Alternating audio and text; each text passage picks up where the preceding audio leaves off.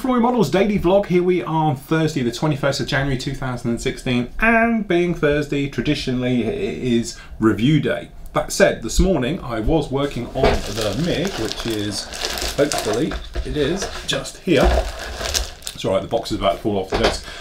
I have to say, I've done a little bit, and I'm not trying to teach people how to suck eggs, but I've done a real back to basics on this one and showed about basically sanding seam lines, you know, how to get rid of them, making seamless finishes and all the rest of it on something that's a little bit of a problem. Like on here, we've got very long seam lines running basically top to bottom. So I've showed you about getting rid of them and various things like that. So that's going to be in the next part, which will be part 2 of the MiG-21. I'm also, when I get around to doing it, once I've edited it into this part, I'll do it as a standalone as well, because I feel it's one of those ones where a lot of people, they've got sanders but don't technically know how to use them, how I would use them, I should say, because let's face it, I'm going to teach you how to suck eggs. But for instance, I don't press down on a sanding stick ever. It's just the sideways motion. I use the drag and push rather than pushing down onto your sanding stick, and you'll notice you'll get far less collateral damage, i.e. taking out details around the panel line than actually, you know, you really need to. Also, about polishing up the plastic afterwards, obviously I'm using the Flory Models range, I'm not going to deny it, you know, there's a good reason for that because I think they're the best on the planet, okay?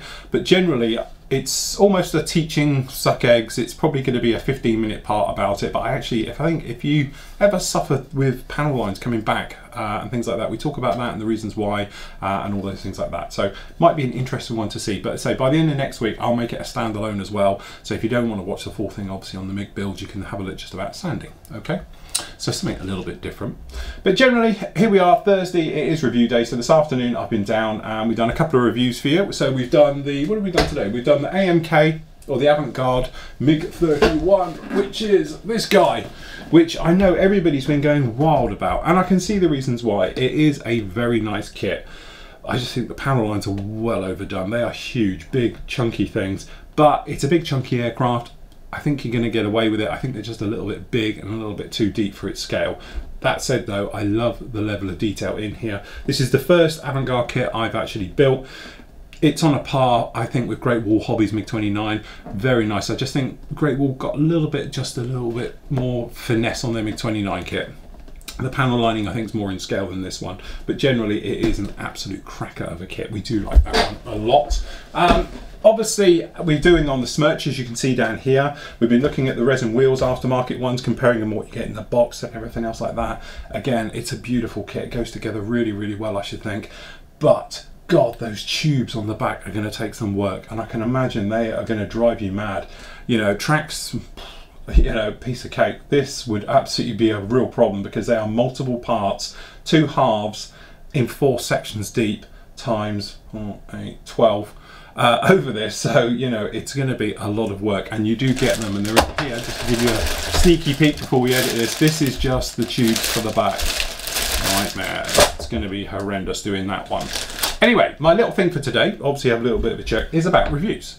Obviously, a bit of history in case you don't know, if you're not a member, we do not get given kits here. People send us kits occasionally, and either I refuse to do them, point blank, or I will make it known that we've been given a kit. I definitely won't sugarcoat it and all the rest of it. We don't have any advertising here on Flory Models whatsoever, you know, nothing at all. Nobody gives us a penny apart from the member subscription, and that's what pays for all these kits. What's that mean? It means I will tell you if it's crap.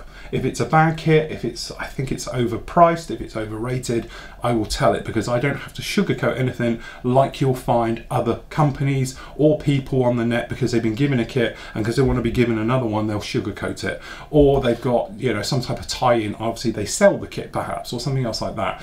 I don't do that. You know what I'm like. At the end of the day, a spade's a spade, and I'll call it as it is because you guys sponsor me to technically do it. A couple of things I need to point out though. First of all, it's been brought up recently because I'll say a kit is great, and then when I build it, I take it back a bit and say, well, not brilliant. Such as, we did review, and we have done in the past, this guy. This is the Meng, because funny enough, I'm doing Meng now, Terminator. Don't get me wrong, the kit is fantastic, but it has got a few problems. Like, I don't like the styrene, I don't like working with it. It's very organic, it's heavier gauge than this stuff. The lighter colour sprues and styrene tend to be a lighter plastic. This is quite a heavy, dense one. Just trying to chop them off the sprues is a major event. There's a couple of ejector pin marks. I've had a little bit of trouble with flash with this particular kit as well. Generally, the fit is fantastic once you get rid of those problems, okay? The reason I say that is because when obviously I did the review, I didn't see those flashy bits. I didn't see the ejector pin problems and stuff like that. So I just said it looked to be a fantastic kit. That is the drawback of doing this though, because when you're doing it, I've literally just looking at it like you would if you were in a shop and all the rest of it, at some plastic on a sprue. I can't tell you how it goes together. Okay, so that is just generally the problem. Okay, I'm giving you just a look inside the box. Okay, it's technically not even a review. Okay, I know I call it a review. I can't call it a review until we've built it. So like we were saying with the Terminator on the news show the other day, on one of the vlogs, I did an end of review. Okay, so now I've built it, I can give it a proper review of the kit and tell you how it went together. And I did mention that it's got a few ejector pins, got a few fit issues, a few little bits and problems, a few things I don't like, a couple of things I really like, you know, and things like that. So you can do a sort of follow-up, but it's very hard when you're doing a review and you've just got plastic in your face and you can go through. A couple of things which is a nice touch, we've got the resin aftermarket set of wheels, so we're comparing them in this particular review to the kit ones and the fors and against, and we're checking the details on here, seeing if they're any better than what we've actually got in the kit and various things like that. So that's a nice little touch to be able to do it. But generally I'm just going through a box and showing you the sprues, and I'm just telling you the quality of the sprue, the plastic. I'm looking for faults, basically that's what I'm doing. I'm trying to find to see if it's flash, if it's going to be a problem, anything I can see ahead. Okay, and because I look at, as an average, perhaps 3 or 4 reviews a week I tend to get a feel for it. So I can look at sprues and look at the way that the gates are and the way they go together and mold marks, things like that, and get probably a better idea of it than the layman does, who just looks at kits perhaps when you're building them and stuff like that, purely because I just see more of it, okay? So my question really is for you guys today is reviews. How strongly are you compelled to buy, shall we say? Because, you know, we were talking about stashes, and this sort of ties into it, that, you know, you see a review of me, like the avant-garde one, you're going to watch a review and then you all go out, and we call it the Flory effect, because when I mention it, everyone seems to sell out of things. How driven are you? If I say it's a good kit, will you just go out and get it because I've said it is? Or are you a case of, well, I've wanted one of those, I'm going to get it no matter what anyone says? Okay. Do you go to multiple reviews? Do you go onto magazines? Do you trust magazine reviews? Seeing as, like, let's face it, they are sponsored and all the rest of it, and I don't care what anyone says. At the end of the day, you know, people who advertise in magazines are paying for that magazines to be alive. Okay, they're paying everyone's wages. Of course you can't say it's terrible. The same way as not being funny. If I was sponsored by Meng, I'm not going to sit here and say Meng's kits are crap, they don't go together, they're overcomplicated and they're horrible, because not that they are, but they're my bread and butter, they're paying my wages and stuff like that. So you have to be a little bit. So really, what is your opinion of reviews? Do you trust them?